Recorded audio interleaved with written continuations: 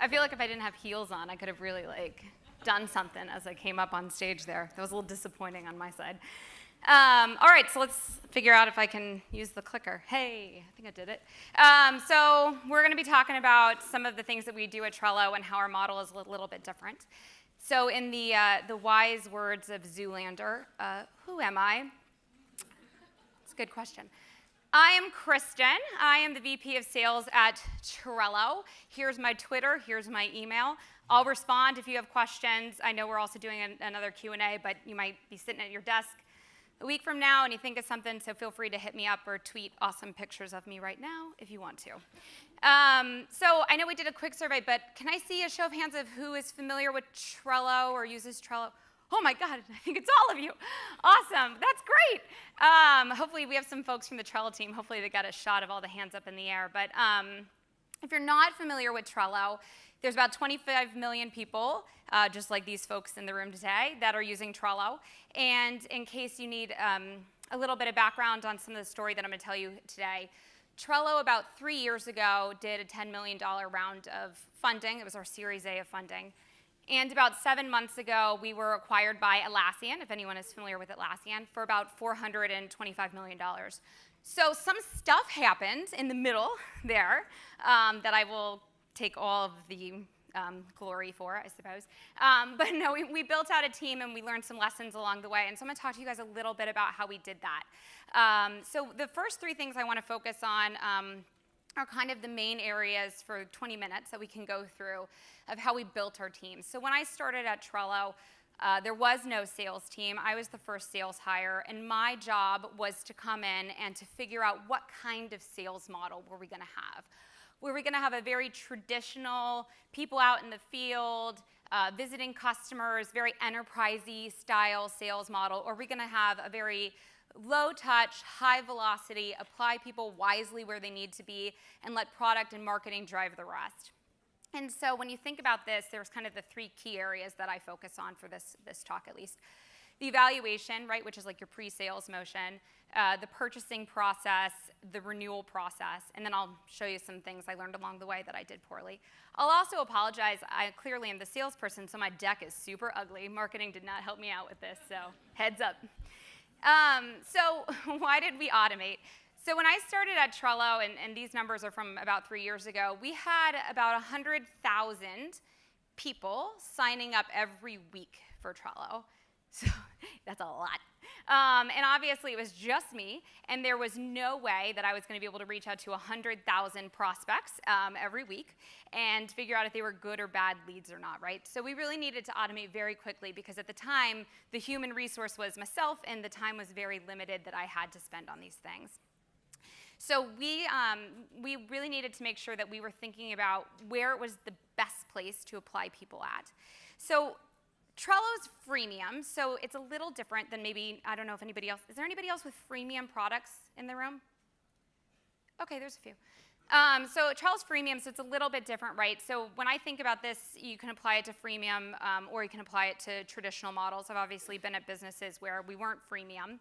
And the very first step when somebody's interacting with your product, really hands-on, is the demo or the trial stage. And so the first question from a sales perspective and from a marketing perspective that I would ask is, are you gating this trial at all? And why are you gating it? So sometimes it makes sense to gate a trial or a demo. Sometimes it's a really complicated, complex thing. You don't want to turn people loose to try and figure it out on their own. But a lot of times what's actually happening when you're gating a demo is somebody has said, this is a great time for someone to talk to our sales team. So let's make sure, before they can start using it, that they talk to somebody. And that's like the worst way to force an interaction, right? It's a very forced point. There's not a whole lot of great value add. And in general, the buyer has kind of changed, right? These are people who are used to Amazon. They're used to ordering something 2 days later. It's on their doorstep. They just don't want to wait for things. And so nothing is more frustrating than you getting on a website. You've decided to test something out, you fill out the form, you hit go because you think something's going to awesome happen, and it says, thanks, a salesperson will contact you shortly to give you the information. And it's such a bad setup for your salespeople because there's no way we can contact them fast enough, make them happy enough with this process. You're kind of starting at a spot where everyone's already annoyed, and then you're digging out from there. So the question is, why are you gating it? And if it is something that's complex, can product partner with you? And we did a lot of this at Trello, right? We gave a lot of feedback about here's what customers aren't understanding when they're starting off. Here's what's not working. And can product help drive that interaction for you so that you don't have to apply sales and marketing resources into that? Obviously, freemium is one way of doing this, but you can think about it if you have a more traditional 30-day trial or 7-day trial. So a traditional trial model, usually, right, you have the request for the trial, and then someone's getting on the phone. And a lot of times, the worst thing, if anyone is sales here, is that someone filled out a trial, so you know they want it, and you call and you call and you call, and they don't pick up, and it drives you bonkers. And you do 8 follow-ups, you do 10 follow-ups, whatever the traditional thing is, and sometimes that just dies, goes off. Unable to contact, sorry, closed, lost. And then maybe you put it into a drip campaign or something to get it going again. Otherwise, you schedule it up, and the whole process starts again, right? Like, here's your trial. What are you looking to do? How can we help you? And it's something that really you don't necessarily need a human doing. Good product, good marketing can drive that for you, so that really only people who score at a certain level need to have that interaction with them. So in more of a hybrid model, which again, we're freemium, and I'll show you what that looks like. More of a hybrid model, really the suggestion here is like, let someone download it, let somebody start trying and playing around with it.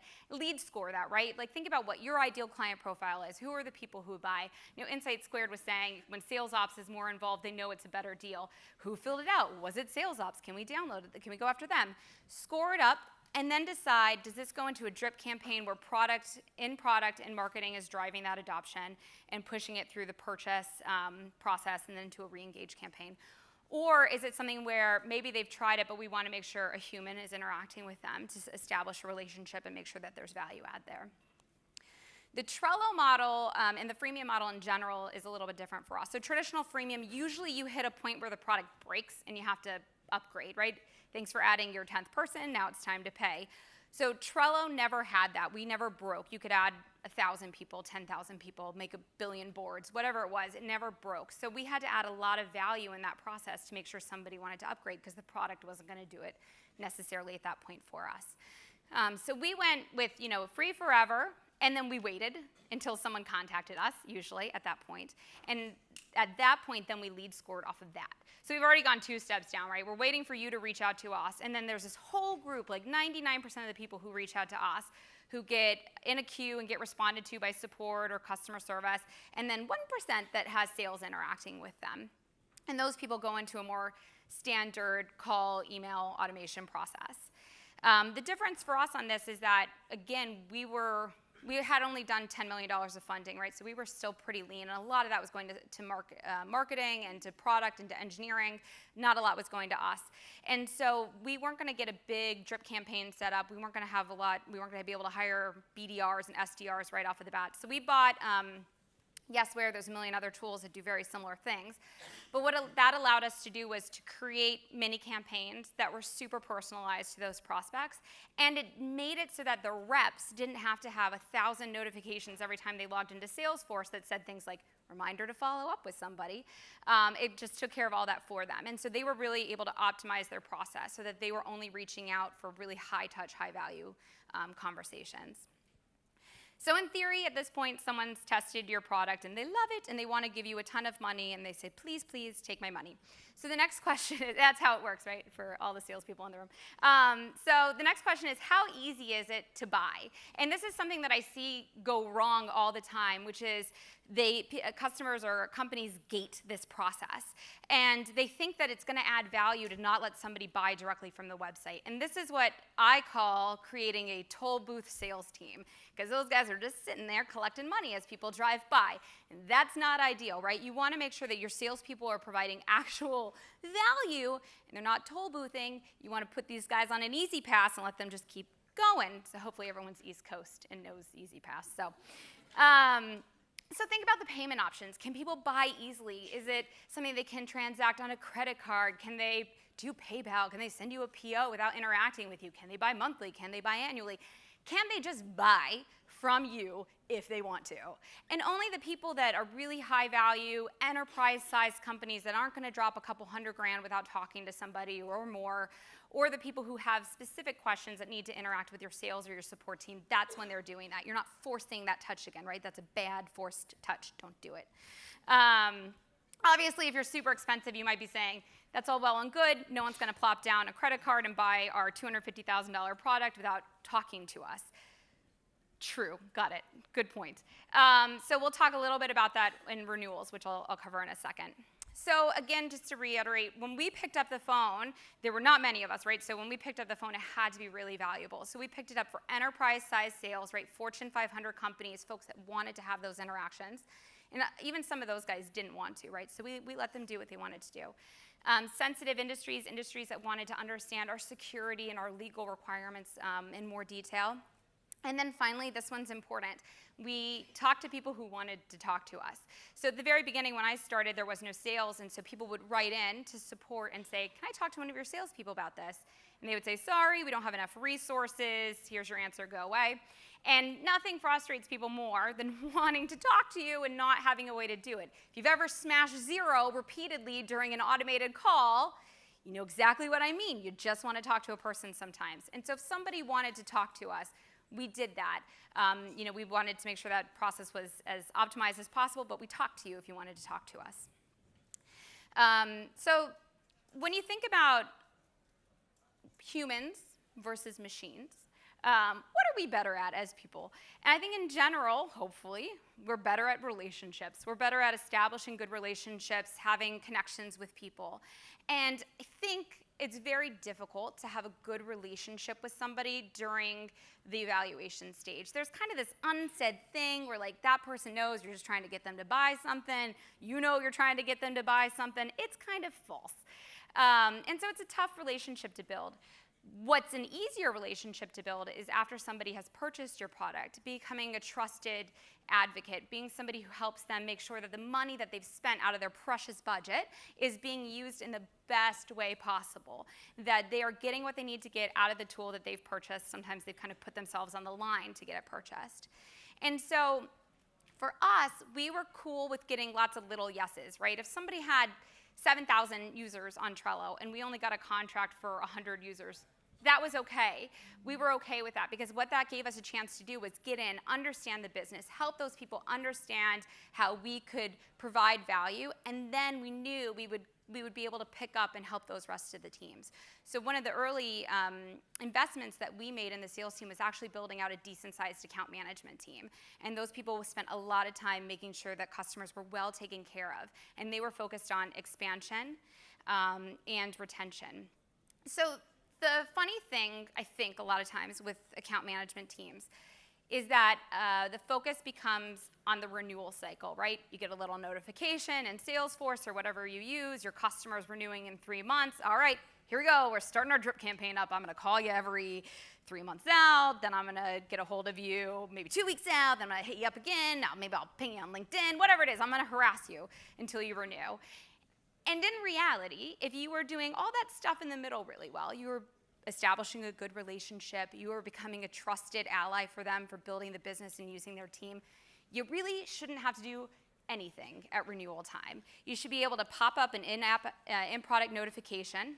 You should be able to say, you guys are up for renewal. They should probably already know that. And then maybe you remind them, maybe you have a couple when you go back to that lead scoring concept of folks where you say, this is a big enough company. I want to make sure that the in-app notification isn't the only thing that they see. But generally, the renewal should just chug right along. So from a comp plan perspective, when we were building out this team, we actually made it like a flat bonus, and it was not much money at all for renewals, because we were kind of saying, like, that should just happen on its own. If you're doing a good job as an account manager, that should just happen. And we're going to actually compensate you more on the expansion, because that means you're actually adding trusted value into that organization. You are expanding that footprint. And if people are expanding, they're happy, they're sticky, they're not going anywhere. And those renewals should just flow right in. So in terms of building out a comp structure, if anybody has questions about that, that's kind of how we push that for people. So some of the things that I would do differently, it was only a 20-minute session, so I could have gone into a lot of the mistakes I made, so feel free to grab me during cocktails, and I will tell you all the things I did wrong. But some of the things that I would do differently, I would say we ignored sales ops for way too long. I think it was one of those things, we were scrappy, we were small. Between our VP of ops and myself, we were like, we got this, we'll just combine ourselves, and we'll figure out all the things we need to do. And what ended up happening is that nobody was focused on the analytics of the sales team. No one was focused on making sure that we were optimizing our processes. I was busy hiring, training, ramping, maintaining the culture of the sales team. He was busy running a business operationally, and no one was really sitting down and saying, here are places we could be doing things better, and kind of being a counterpoint to me in that process. And so I would say if I were to go back in time, sales ops would have been one of our first 5 hires. I wouldn't have ignored that. Just for perspective, I think we hired our sales ops person at like 25 people. We were probably too big at that point. The next thing that I would do differently is quality testing. So we ran a lot of experiments. This probably goes with the sales ops side, but we weren't always really structured in making sure we had a good A/B test. So if you're marketers, you're probably happy to hear me say that, but we should have better A/B testing. We should have been doing that with our customer list, our segments. Were we lead scoring things correctly? Were our drips making sense? Should we have tried different drips? And nobody was really thinking about that. And when we would change things, we'd change it across the whole team. So it was hard to make sure we were doing the right things at the right time. So I know this says Q&A. I lied. It's not Q&A. It's just recap. Q&A will be later, I guess. So just to recap it, I think there's a few things you want to think about. Automation gets a bad rap. When we got introed, there was the concept of Atlassian, and Trello doesn't have a sales team. And that's true. We don't have the traditional sales team. We have a different model. What we do is we say, let the automation take care of the stuff that the humans shouldn't be doing, right? If you are a salesperson and your main value add is that you can bang out 200 emails a day, then you are a marketing automation person, and you can be replaced by a tool that does that. So what are you doing that you cannot be replaced by doing? And those are the things that you need to make sure your team is being built to optimize. You want to apply people wisely, and in the end, they'll be happier. So before we had a bunch of resources, before we had tools that were helping our team be optimized, the team was just really frustrated because they were doing so much rote stuff. It was just day in and day out, making sure they lined up all their Salesforce tasks, making sure they did this. And it wasn't fun. They weren't getting in front of people and talking as much as they should have. They weren't being strategic. They were just being little machines, and that wasn't interesting to them. So sometimes people will fight it, and they'll get worried that the automation is going to take over. But in the end, it will actually make them happier because it frees them up for the things that humans are better at instead of the machines. Fix it once and processes as much as possible. We had a Trello board for our sales team that was, all the things we were working on, and one of the lists was very painful things for me. And basically every time something was very painful, somebody made a card, and that card would say what the process was and why it was so very painful for them to have to do it. And the goal was to make sure that list was always at 0, right? We didn't want our salespeople doing things that were very painful for them. So that goes back to all those rote processes. And then finally, invest in the resources to help you get there. There's a bunch of great tools that enable your sales team to be more efficient, more effective. I would definitely say, I know it's hard sometimes you're choosing between headcount and tools, especially if you're a startup. But make sure that you're investing in those processes that make your headcount feel like a much larger team than it really is, and be smart in how you apply those. So that's it for me. Thank you guys very much, and I'll be around later if you have any questions.